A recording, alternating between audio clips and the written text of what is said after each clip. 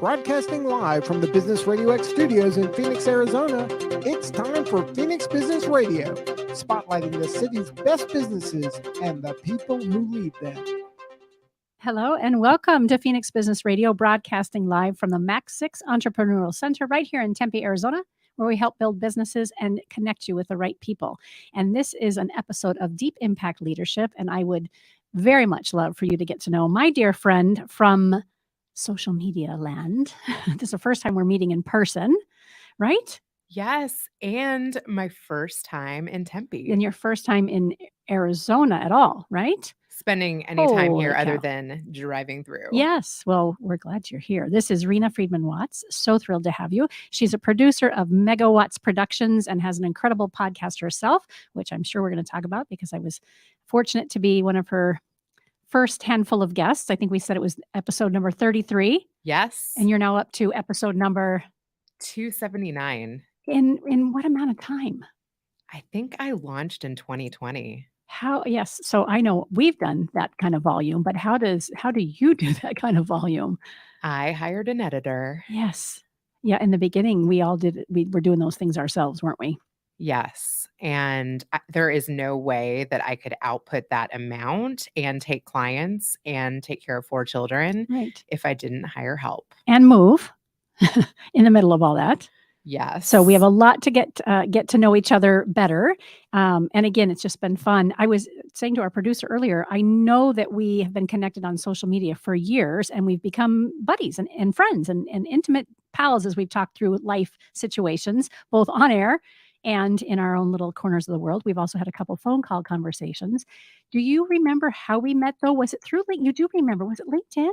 It was Greg Johnson. Oh, of course it was Greg. Yes. Yes. And I was helping him with Next Level People. Yes. At first I started like helping him find guests. And then he was like, it would be really cool to actually have your perspective. So I ended up co-hosting a few of those shows. And that really got me excited about podcasting again. I love that. And he has had some life changes as well as a father and a husband and career-wise. And he's just one of those extremely inspirational people. Now, as soon as you said that, I thought, of course, that makes sense. Yes. You know what's crazy about him? We have the same birthday. Oh. We got married like a day apart. We had the same number of kids. What?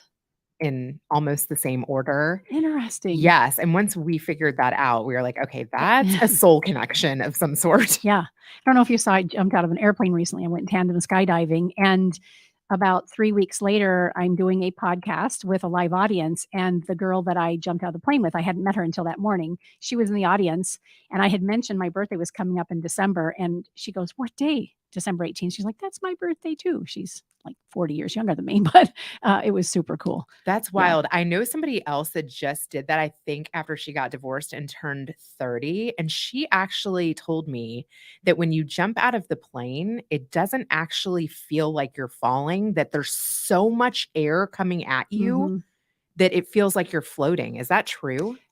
Yes, for the 30 seconds that you're free falling. And then when the chute goes up, you just get jerked up. And I went with a high school buddy. He does it professionally. He's done it for years. He was military, and I wouldn't have jumped with anybody else. Shout out to Tom Talbot for taking me and 7 other of my closest buddies. It was fantastic. I expected to be nervous out of my mind because I'm afraid of heights. And I had done enough meditation and seeing myself do it that when we got in that plane, was not nervous. She went first. I just knew better than to watch her go out. So I just kept looking at the back of the plane. And then they said, doors opening, door went up. I felt the wind off. I see the shadow go. And then Tom said, okay, scooch over. We talked about and rehearsed what we were going to do. And within 20 seconds, we were out maybe 40 seconds, we were out after them. And every minute I loved it. Yeah. I would love to know what thoughts crossed your mind during that. I think my lips read a couple swear words, right? Yes, a couple of times my mouth, because he did a video the whole time. So you can see basically what my thoughts were.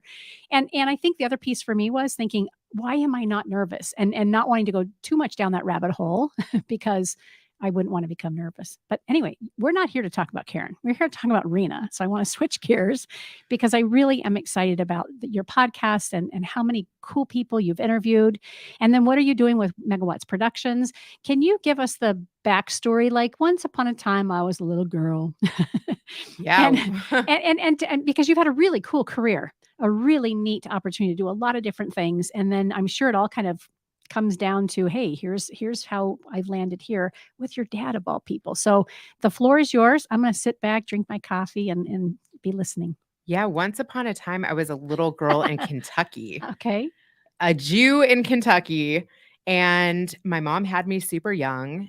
And I knew my parents, my grandparents, many of my great grandparents. And from the time I was a little girl, I used to put on little performances for my family. Like, I would line them up on the couch and I would come down the stairs with my boombox and I would sing over it and I would lip sync. And I was just a little performer.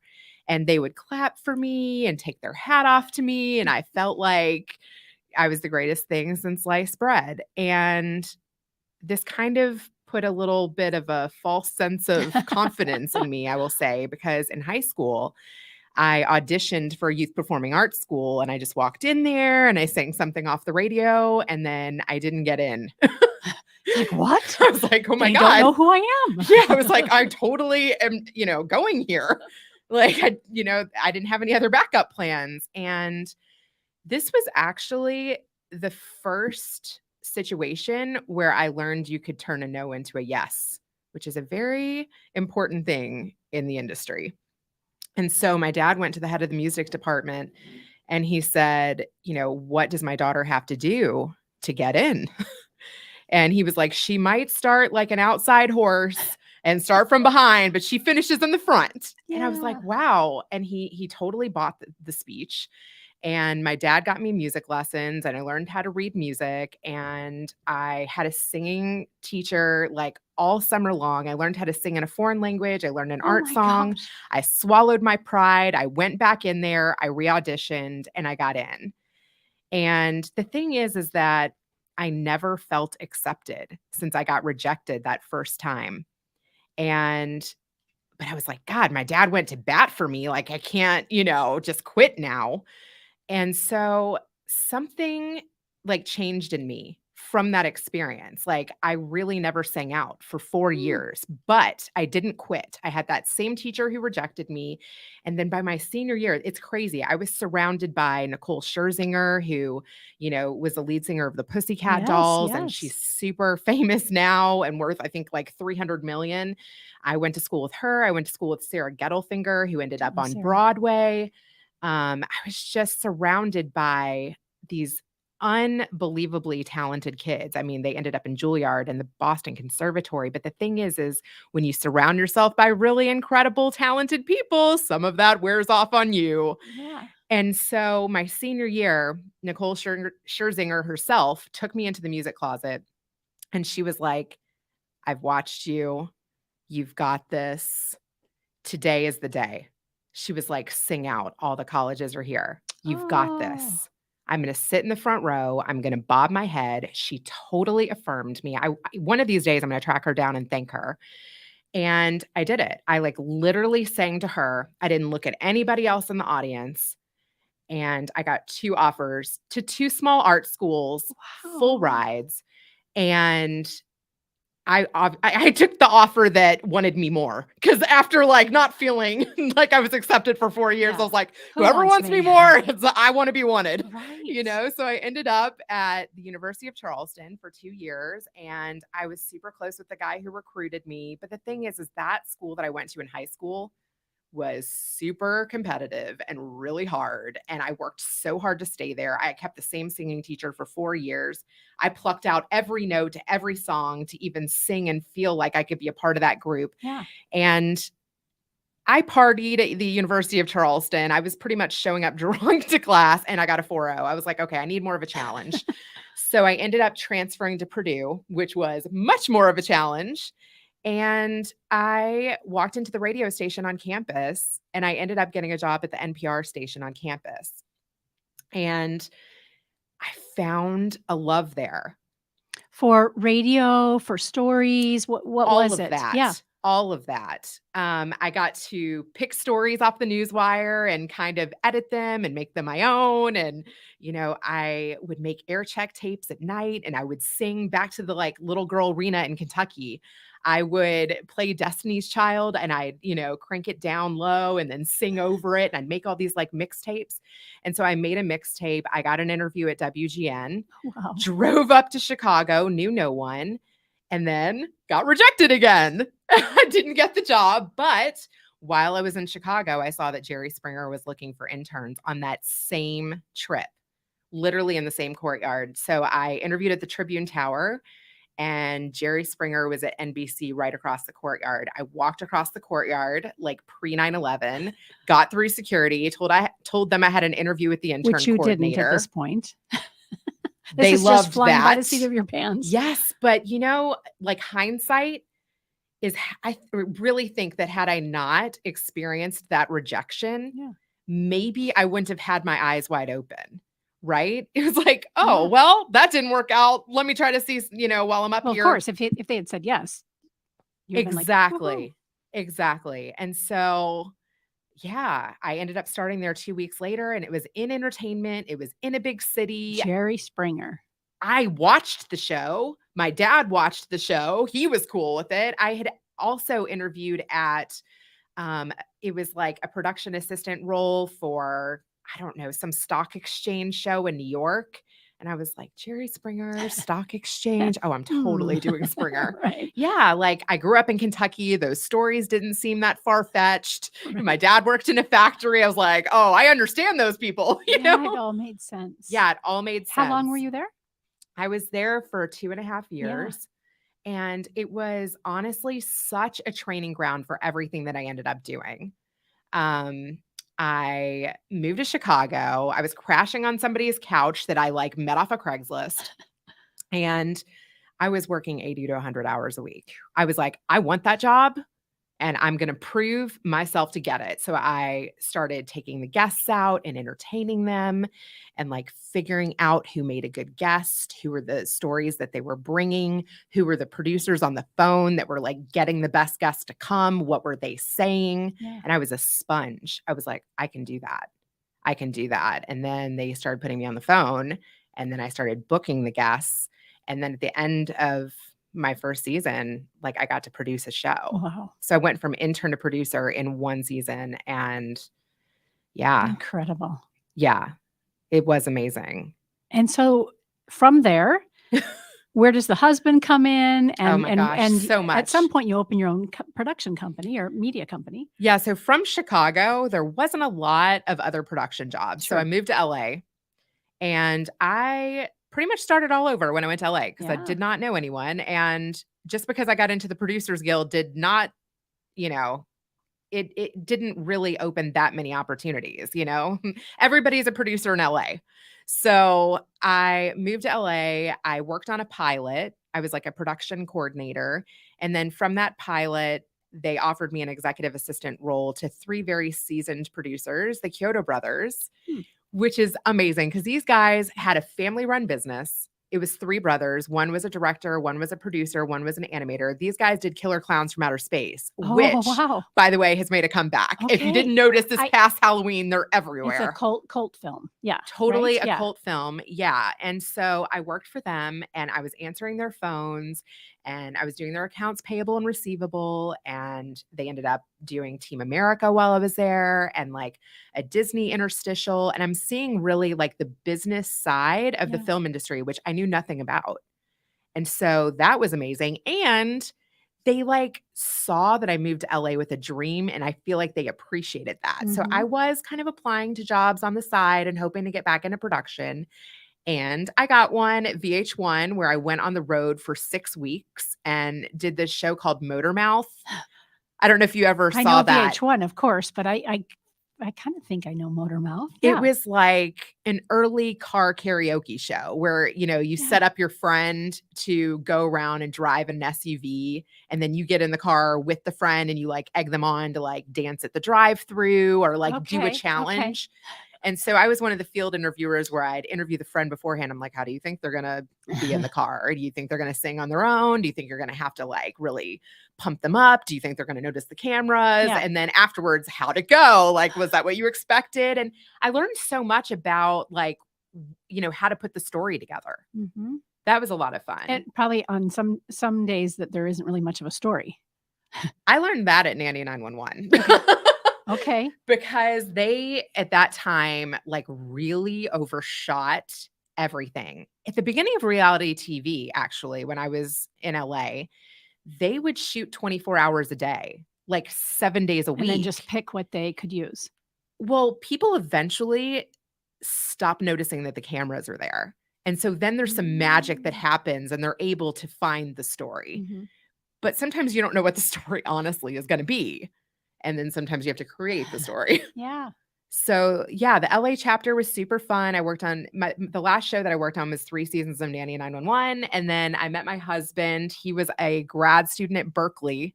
We were complete opposites, by the way. Were? And you are? Still are. Uh-huh. Okay. Which is kind of cool because I feel like he really fills in my gaps. Yeah. He's like a hyper intellectual, could care less about Hollywood. And when we met, he didn't even know who Angelina Jolie was. I'm like, I can appreciate that about you. I don't understand it, but I can appreciate it. Yeah. Yeah. So great. So you meet in what year? We met in 2006. Mhm. It was my 3rd season on Nanny 911. I think we went on like 10 dates and then he proposed and we got married like, I think 4 months later. So Oh, wow. it was pretty quick Yeah. and we honestly did not know each other at all. Fun. We lived in different cities Yeah. and then got married and I Figured left it out. Hollywood, figured it out. And it is such a blur. You ended up in Northern California with him? Yes. Okay. So he finished his degree. I actually tried to take a job at a nonprofit. That didn't work well. And then I had a baby like 6 months later. Wow. Let's get married. Let's have a baby. Do you know each other now, all these years later? Sometimes I still am like, right? Like 15 years in, I'm kind of like, do you know me at Yeah. all? Remind me his name. Will. I should know this. I've seen pictures. Yeah. Yeah. He's a Aw. good guy. Yes, obviously. He's a good guy. Anybody who's with you has got to be good people. Aw, Yeah. thank you. Yeah. And so, gosh, we've moved around a lot. Yeah. His first job was in Silicon Valley. And this is really crazy. One night, he was just like, he was trying to like move within the corporate structure and he really wanted to be in a different department. And he was looking at other big corporate behemoths of where he might be able to pivot. Yeah. And he found a job in my hometown, like GE in Louisville. And he was like, that'd be crazy. And he applied at midnight one night. And then he got the job and they offered him more than he was making in California. So I'm like, What? we're totally moving back to Kentucky. And what was really beautiful about that chapter is that my grandparents were all still alive. Yeah. And so I had another kid there and we had some special years with my parents, but then it really kind of like brought up childhood stuff for me. Like I was saying, I grew up a Jew in Kentucky and I wasn't always proud of that, or I didn't really like that. And I was like, oh, I'm just not a pioneer in doing this. Yeah. I was like, I've enjoyed these special meals with my parents, but after living in LA and San Francisco, we wanted to live in a big city. We wanted our kids to be educated. And so we moved to Chicago. He transferred from GE Louisville to GE Chicago. And while the kids were in preschool, I started inching my way back into work. And I had kept in touch with a lot of my Hollywood connections. Yeah. So I had 3 kids in 4 years, Right. knocked that out. And then while they were in preschool, I started doing research for Court TV. And then I started doing casting for America's Got Talent and Divorce Court. And I had this producer friend that could use those skills. And so I started that in Kentucky and I did like court research in Kentucky and Indiana. And then in Chicago, there were 6 courthouses there. Wow. And so I learned the ins and outs of that. And let me tell you, the one thing I take from doing that was make people your best friend. And I learned that from Springer too. Like you are going to get the best stories if people want to meet you. Yeah. Right. My very best story at the Jerry Springer show, and people always ask me, this is the story I think that got me promoted, was a 14-year-old girl called. She didn't even leave her name. This is when they used to call 1-800-96-JERRY and leave a Okay. message. She said, I caught my grandmother in bed with my boyfriend. And I think my mom's sleeping with him too. Let's back the train up. A 14-year-old girl Yes. makes this call. Yes. Grandma's sleeping with her boyfriend. Yes. She's And 59. Mom's like 42. Yeah, fascinating. So no last name, no first name probably either. But do you find her? And I made her my best friend. Yes. Because you always have to make the one that calls in your best friend Uh-huh. because they have to rope all the other people in. Yeah. So this ended up being a segment, an episode. This went the whole show. Wow. And Jerry just ended. Like he was on the air for like 20 something years. And I never thought it was going to last that long. After 3 years, I was like, well, I think the shit might be going down. I'm going to like move on from there. Got my fill. And then my old intern ended up being like the executive producer. She stayed on the show for 20 years. So they just did like a best of like 25 years or something. Of them? It was. I was like, oh my God, that's my claim to fame right there. Wow. This is the most unique interview that we've had here at Phoenix Business Radio. Don't you think, Daryl? By far. Grandma stole my man. This is just Rena. I love it. Yeah, that was amazing. Okay, so now you're in Chicago, 3 kids, Chicago, and doing some court TV stuff, casting for it. You're saying casting, and then TV had really changed by then too. Like what year? Oh my gosh! Now we're starting like social media and casting online, and if you have a YouTube following, Entertainment changed. Yeah. Yes. If you can grow a community, right? You can have a show. Okay. I mean, look at all these reality stars that are getting shows from being on 16 and Pregnant, Teen Mom. Yeah. Yeah. And it's evolved even more so now, right? Because TikTok. Somebody can literally just say, I'm landing on this dime. This is my thing. And one lady I know does it's hula hoops or not. Amazing. I don't know what, rings, and just dances with rings. Another one. I mean, it's just amazing how niched it can get and where the followers and the attention comes from. It's incredible endorsements and sponsorships.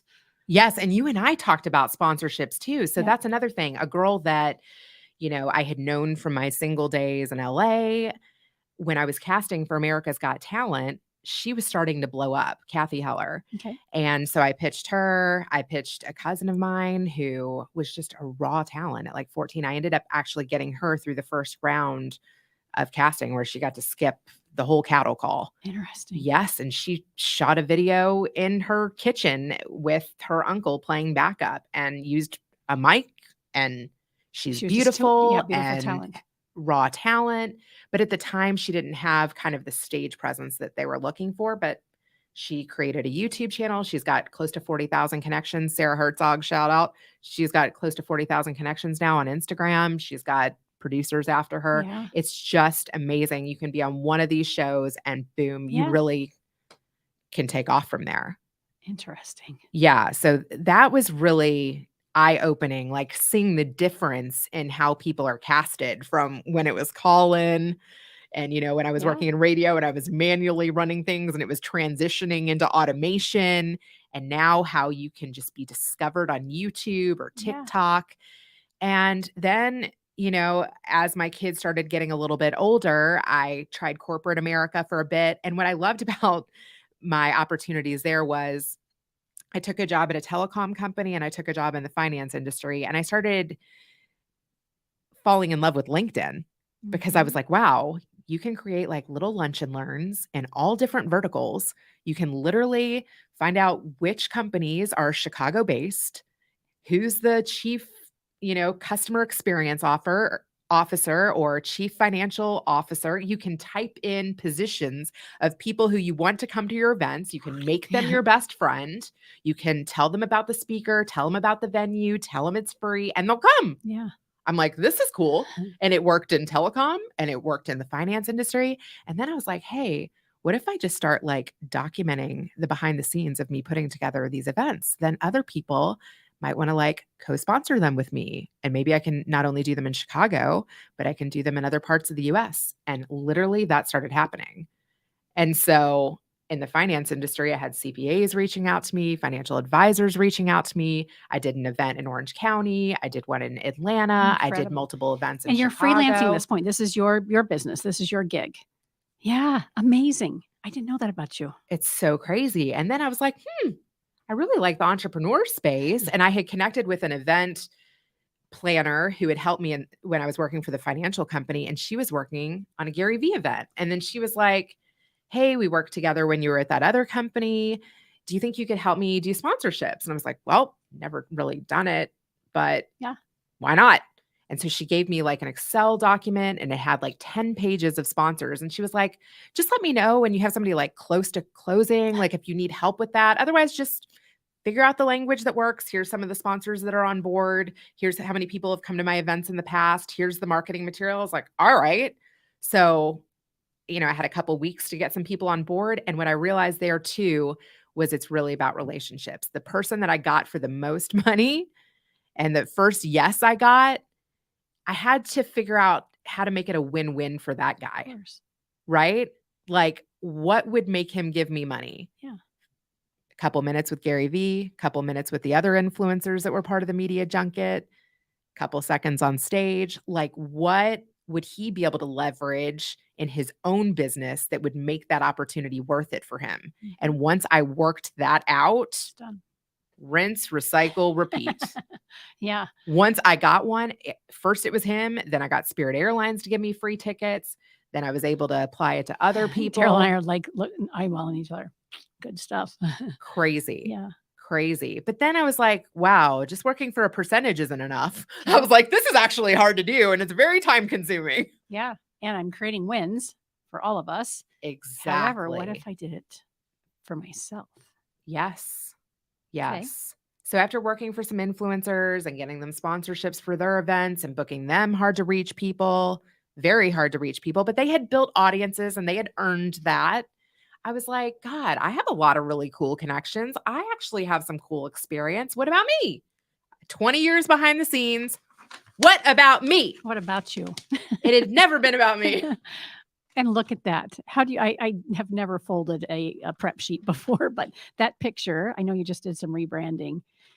That to me just screams everything that you just shared about yourself. Yes. Tenacity and grit and humor and ability to communicate and research and just All love, of it love. stacked Yeah. Oh, I love on itself. Love it. Right. And then I really was like, what do I like doing? What do I not like doing? Yeah. What can I outsource so I can make some money? Right. Mhm. And those things started to happen. Were you with your podcast that you're doing with your dad or something before that? Or what was the first, Oh like, I'm man. gonna go for this and do it. I'm The gonna brand first- myself. Yeah. The first thing was really that Gary Vee event and Okay. booking a couple sponsors. I made some money there. Okay. But were you weren't on your own at that point? Yeah. Oh, you were? Yeah. It was Very right good. after I Okay. left the financial firm. Okay, good. And so Yeah. And I was doing those lunch and Yeah. learns. yeah. And then so Yeah. you're watching these entrepreneurs and these influencers and you're going, Then I started working for some influencers and booking them Yeah, guests okay. as a freelancer, and then helping them get sponsorships, and then helping them manage their Facebook groups and their Instagrams and doing like marketing work, Yeah. kind of freelance. And then I was like, I just kept really shifting towards the work that I wanted to do. I had a best-selling author reach out to me, and she was like, hey, I see that you're connected with some people that I would love to endorse a book that I'm writing. And she had 40,000 connections on LinkedIn, and she had been on some professional radio stations, and she had a pretty good resume. I was like, I think I might be able to do that. How much should I charge for that? Yeah. And then we kind of went back and forth, and she kind of coached me into a number. And I was like, let me try that, because I Yeah. wasn't sure I could guarantee results. But after I did get her 5 to 7 testimonials for her book, and then she came back to me with another book. I can do this. I Yep. can do and I up the this. price. Yeah. Exactly. Of course. Wow. All right. So then the podcast. So you have a fourth kid by now. Are we up to the fourth kid now? Yes, I did have I was pregnant when I worked for one of the influencers. Yeah, this is really Because I interesting feel like this is too. this is about when we started connecting. Does that sound right? Yes. I had just opened the studio, I feel like, which has been Yes. 5 years. Oh my gosh, 5 years. Yeah, and my little Yeah. one's almost 4. Yeah. Yes, I Okay. remember that. And in the interview that I did with you, you were saying like part of the reason that you opened the studio was because your mind, body, and spirit connection and Mhm. how you were wanting to do some coaching clients and you Yep. were going through all that trauma work. Yeah.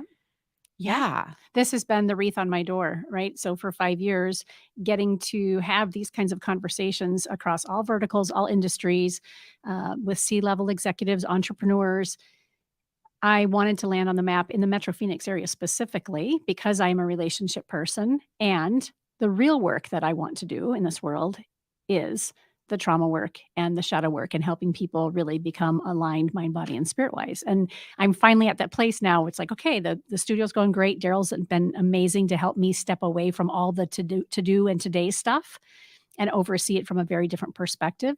Grateful for Daryl as our studio producer and our community manager. And then my office is across the parking lot, and my wellness space is across the street. And I get to work with people one-on-one and just help take them to the next level and clean up their shit, right? I mean, I'm not doing it for them. They have to do it, but I have the right set of questions and tools and meditations and that sort of thing to help them get where they need to go. So thank you for mentioning that, because we did talk about that. And I know we had a phone call too at one point. We talked by phone for quite a while, and I feel like your mom had just done something. Does that sound right to you? Or somebody you were working with? I don't know what it is. We don't have to go there, but I just remember having a really nice, healthy conversation shortly after I got out of my own private hell. And you've been such a cheerleader and advocate for me in stretching and being honest and candid and real. So thank you for that. Maybe we'll turn it into that instead of who are we talking about? I don't remember. Well, I do remember in the episode because I just listened to it. We were talking about suicide and my own dad's sister had attempted a couple of times. And there was, since we are going Yeah. into a holiday, I mean, families are messy, Yep. right? Yeah. They are complicated. And oh gosh, Yeah, I think that might have been the tie that I'm recalling. they have actually patched things up. My Oh, I'm so dad pleased to hear that. is so much more forgiving than me. I let's help the audience who hasn't gotten to know you yet. Let's talk about your podcast, Yeah. how you came to land on that, because your dad is a huge part of this. I know that when we did, Yeah. I was a guest on your show. The conversation was between you and I. Then your dad, and I don't know if this is still the model. Yes. So you can, okay, Yes. it is. Then dad listens to it. Yes. And then you interview dad and he shares what his takeaways were. Exactly. And having never met your dad, even still today, I just remember, because my dad is so special and so important to me. I remember thinking, what a cool thing. So you and I have this conversation. I couldn't wait to hear what he had to say, especially because it was such a deep conversation around suicide and what we had just been through as a family. I said to Daryl earlier, like, I think I was still in trauma in the thick of it when we did it. So I remember thinking, oh gosh, what have I shared and said that, maybe I wouldn't normally. But if you know me at all, you know that I'm pretty candid and raw. And your dad was so gracious and so kind and so could see the light in me, even though it didn't feel very clear to myself at that point. So I'm forever grateful for you for the opportunity to, let your dad listen to my story and just shine some light back on me. Yeah, I was really impressed too with what he said. Deep. It was amazing. Like, Yeah. I felt like he got you from the time you were a little girl until what you were going Yep. through at that moment. Yep. It was really amazing. He was saying that, you've been through trauma, but you're able to still like move forward and work with it. Yep. Yeah. And oh my gosh, there was another thing in that episode that has stayed with me. You said 50% of people are going to love you and 50% of people are either going to hate you or be like indifferent towards you. So you have to spend the time with the people who love you. Like that is what you need to focus on. And that is honestly what brought me here today. I was like, I feel like I love you. Like we have that connection. We do have that connection. Yes. Where I was like, I truthfully, having worked behind the scenes for 20 years, I have such a hard time like worrying about judgment. And one thing that I loved and like admired about you is you're like, I'm going to journal. I'm going to give you a piece of the trauma that I'm going through. And when I decide to shut what I want to share, that's what you get, Yeah. because this is my truth and this is what I'm going to share. And it's not even fair to Mike to like share, Right. what he's experienced. This is what I'm giving you. And you were like so confident about that. Well, it's nice that you think that. Because I'm still writing and I'm still sharing, and my life has changed. Mike is no longer part of our life, hasn't been for over a year and a half. And I'm doing just that. It's nice that all these years later, or 2 years later, how long ago did we do that interview? It aired in October of 2020. Oh God. So Mike landed in the hospital in 2019, October. So it was a full year after, and I think we were still together. Anyway, fascinating. So now I'm just recreating my life, right? I'm still me, and I have always been very forward and candid and open. And now, soon to be 58, I'm like, is that still part of who I want to be? Do I still want to share at this level? And if so, what is the next evolution of me? And I don't know what that is. I'm kind of open right now. Well, I gave you the journal. Yeah, so the evolution is going in there. I know, so sweet. Rena walked in with this beautiful K journal for Garrett. And I love it. And I told you I needed a journal. And look, kind of a tie-dye look. Thank you. Perfect. So thank you. Yes. I'm figuring it out as I go. And thank you for just being a cheerleader for me. As I am for you. I know when you moved, I'm like, what's this about moving? And I'm totally figuring it out. Yeah. I feel like my entire career has been a series of either figuring it out or taking risks. And like, clearly, yeah. I mean, moving to LA, moving to Chicago, now moving out of Chicago into Houston. Oh my gosh. And that's for your husband's job. My husband got a new job, but also, to be perfectly honest, like Chicago during the pandemic, like became a place that we like no longer wanted to be. It became so divided. Yep. The crime was crazy. We outgrew it. I mean, we needed a change. Yeah, but you know what? Change with 4 kids and 2 of them were born in Chicago is a lot on everyone. Well, Chicago to Texas, Houston specifically is different. You spoke about being a Jewish girl in Kentucky.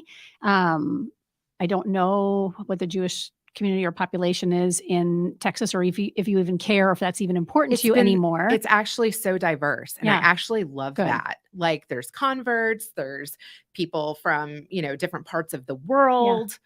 There's people speaking all different languages. I'm really digging it.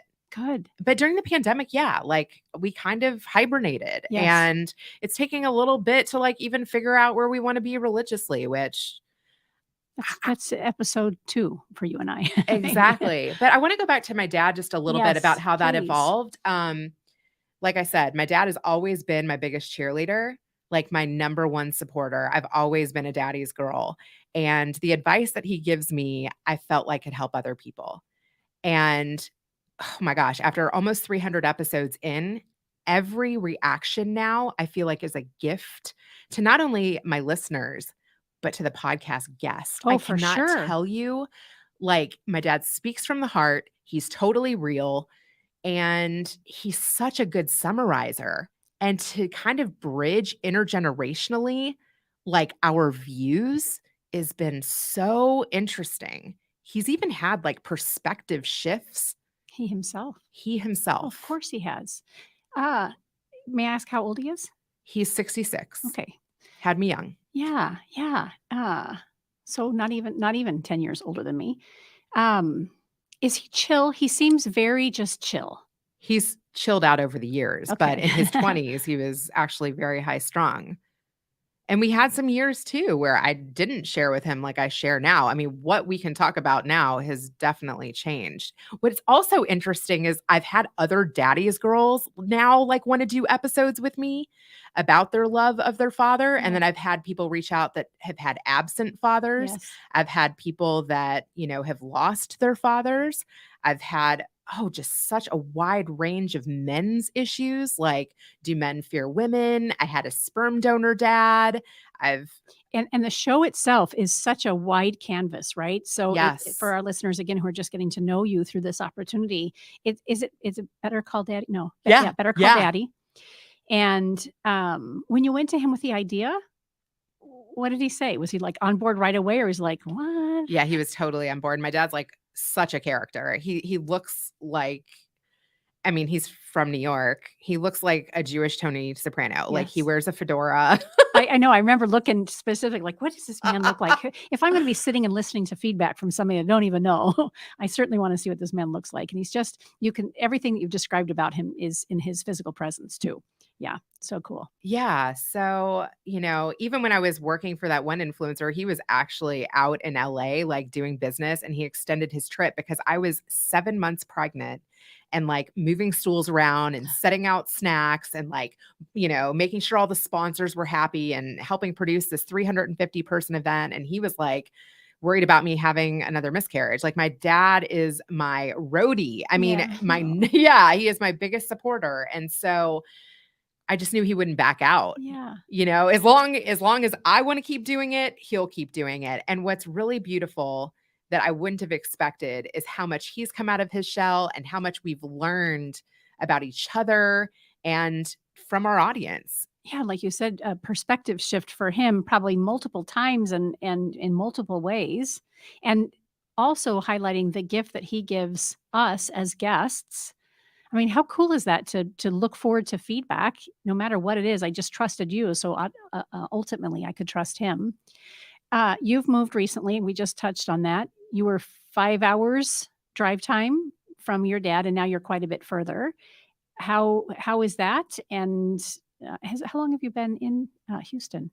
We've been in Houston about 4, almost 5 months. Okay, I thought it was a little So bit it was longer. like the end of the school year, not very long. Yeah. And oh my gosh, we had been in Chicago for a decade. We owned a grown-up house and, moving to another location, and my husband only saw the place once. We actually picked a place that wasn't that great. And that's the whole reason we wanted to rent, because it's like you don't know where where your kids' friends are going to be, what community you want to be in, what the school's going to be like. So you just pick a place until you figure that out. But we picked a place that was totally infested with drain flies. So we just moved again. I remember you and I briefly talked about that in a private message. Yeah, you're like, oh my God. boy. We just So you moved just moved. again 2 And weeks ago. better? Oh, 2 weeks ago. yes. We You're upgraded. amazing.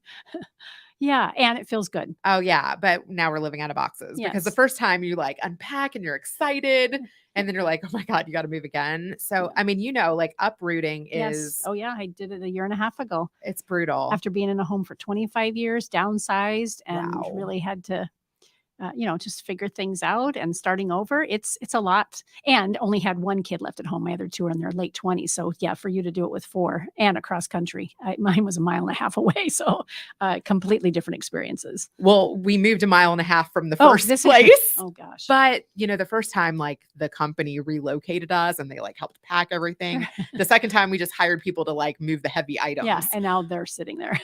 Everything. And you're here in Arizona.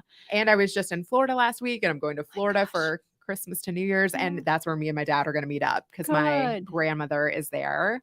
She's 94.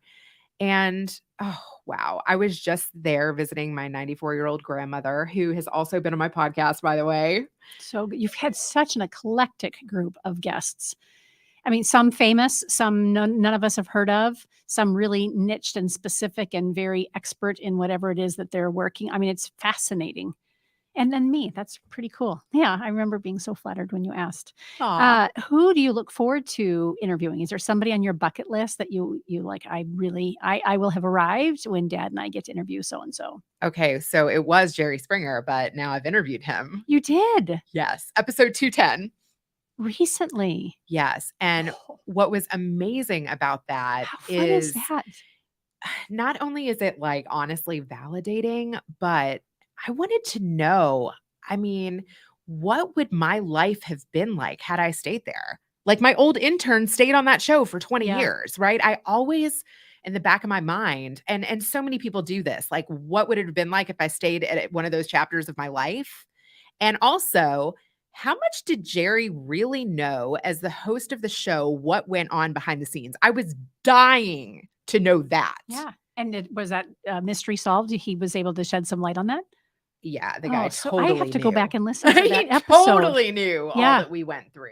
And what else was interesting too is that, I have interviewed some celebrities now and Yeah. I've put them up on these pedestals for so long. I mean, Jerry was like, I knew you when you were a little girl. Like I was Yes. 21 when Yes. I was producing And that did show. he know you then? He I mean, like remembered me. yeah, that's awesome. So that was really sweet. So Jerry Springer would have been your, like this is my epic opportunity. Is there somebody else? And I'm going to apologize.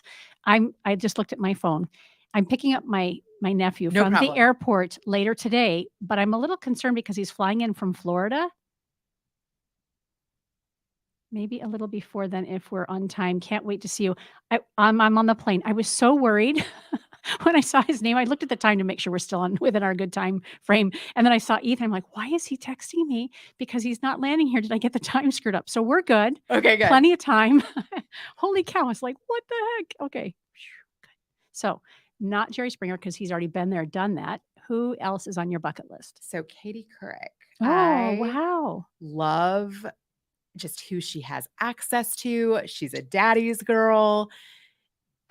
She always is interviewing people like so cutting edge and like right after things happen, and Yeah. she asks the best questions. I love her. So have you been putting the seeds out yet, or is that? She follows me on Instagram now. What? The thing is when she got her own show, she reached out to Jerry Springer.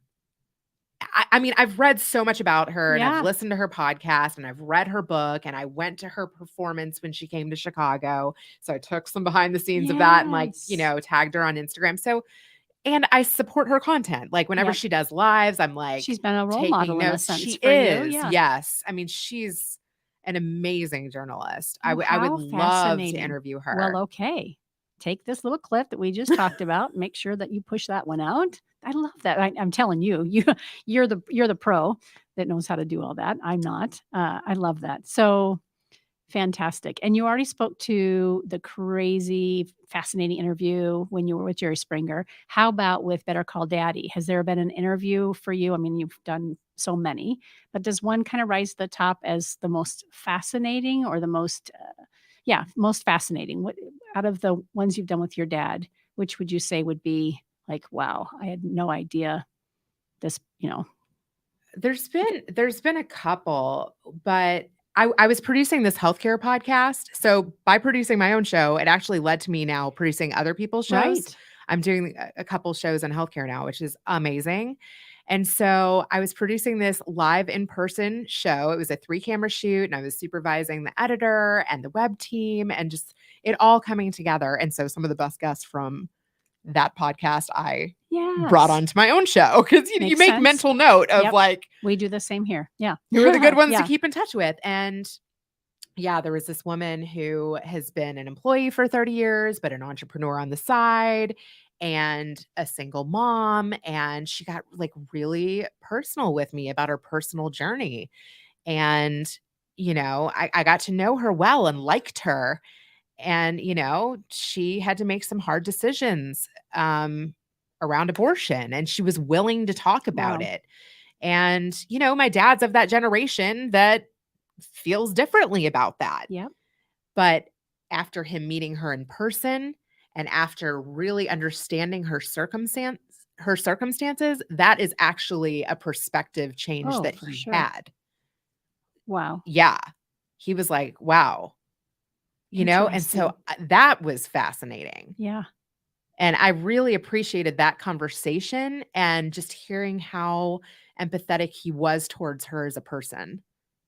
Did he speak to the perspective change when he was doing his summary and his review? Yes. Oh gosh, I have a little list going of the different shows that I need to Connie listen Polk. to. That was Connie Polk. something else. Where do we find Better Call Daddy?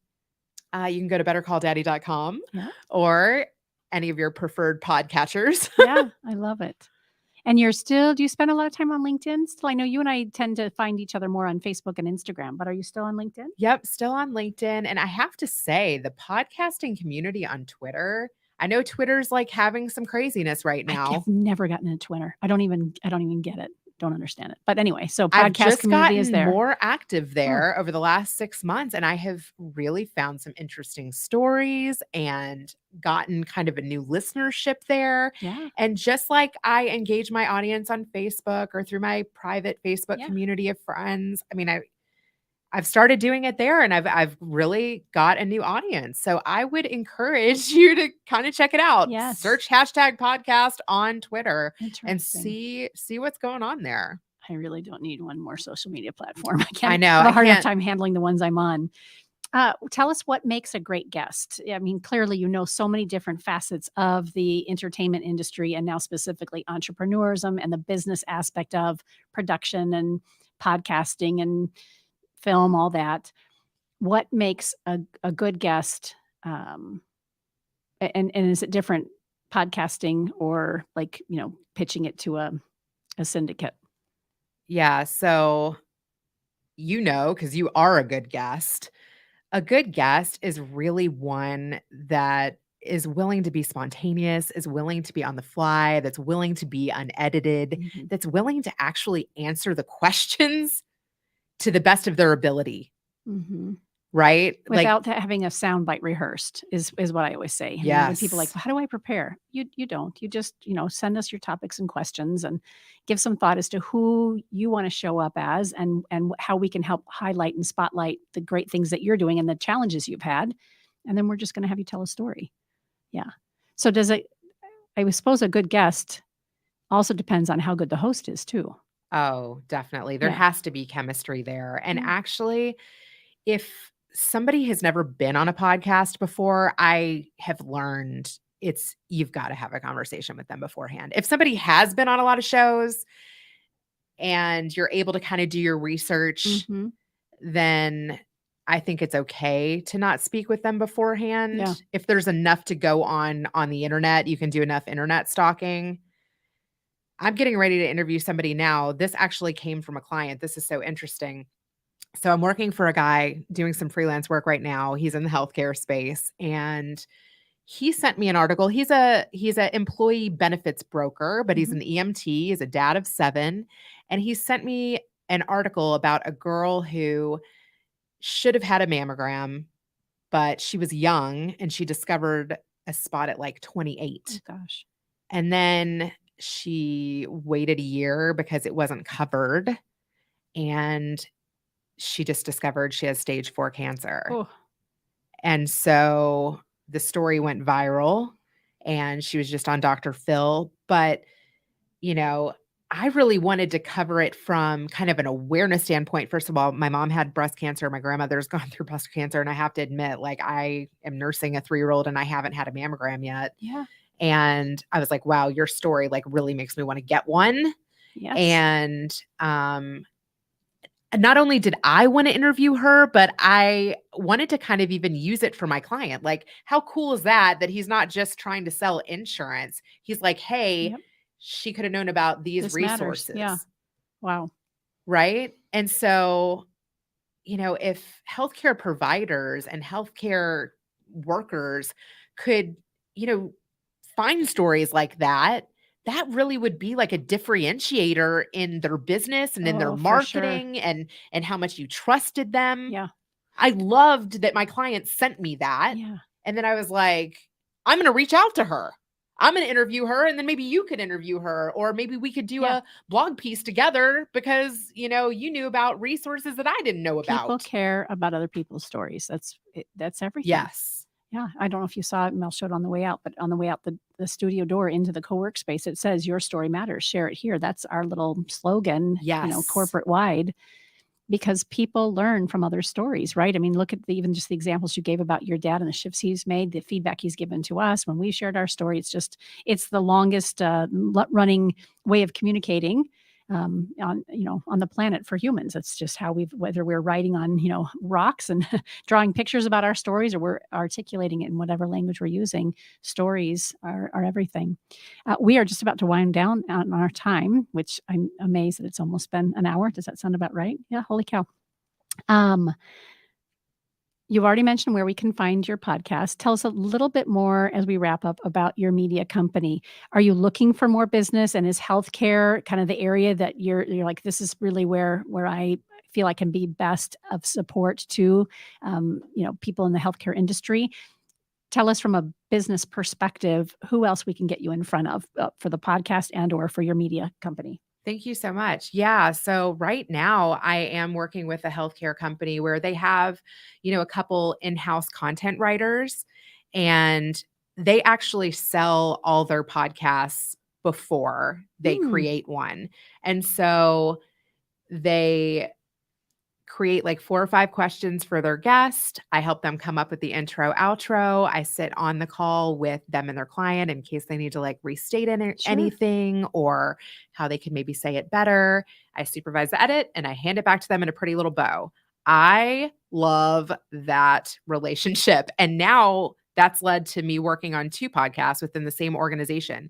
I think truthfully, like if you're in business today, there's so many like frequently asked questions that you could even create like an internal podcast Yep. for your own organization. I just feel like people are listening to podcasts, people are more likely to trust you through video.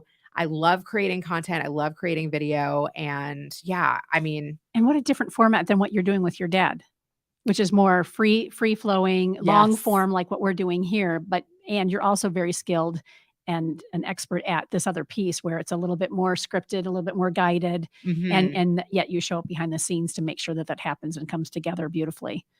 Fascinating. Yeah. I have found that things that I've learned from doing it myself, I'm able to then apply Oh, to my sure. corporate clients.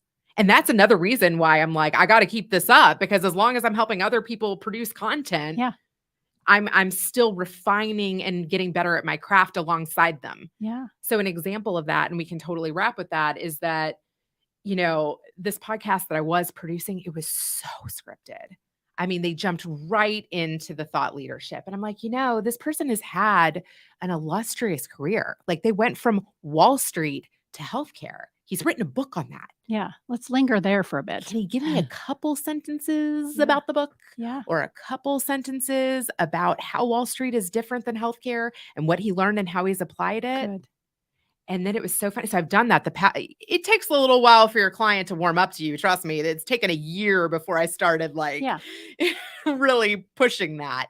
But the past couple of episodes, the content editor was like, wow, I really love the host in that episode. I love the energy that you're bringing. And I'm like, Yeah. oh, good. Yeah. It's just a little bit of probing and guiding and nudging to make sure that A they're little going a little flavor. Yeah. I always say it's the below the belt conversations. It's the Yes. conversations that are happening in coffee shops or at restaurants or at the water cooler when we had water coolers and we were actually Yes. hovering around them, and bring that on air. And so, because then people get to know you and your organization better. And of course the history. So amazing that you got to be here today. Thank you and you traveled from Queen Creek, which isn't that far, but it's far enough, especially when you have your family with you and plenty of things happening before the holiday. I really feel blessed and honored that you would take time, and I love you too. Yeah. Thank you so much. Really pleased. You've been listening to Deep Impact Leadership with Karen Nowicki right here at Phoenix Business Radio. We help people share their stories and connect you with the right people. And today it was Rena Friedman Watts with Better Call Daddy and the Watts Media. Megawatts Productions. Oh my gosh, what a perfect name. Megawatts Production. And we can find you on all the social media platforms, including Twitter. And for your podcast, Better Call Daddy, is it .com? Yes, bettercalldaddy.com. Wonderful. Thanks again. We'll see you next time. Have a great holiday.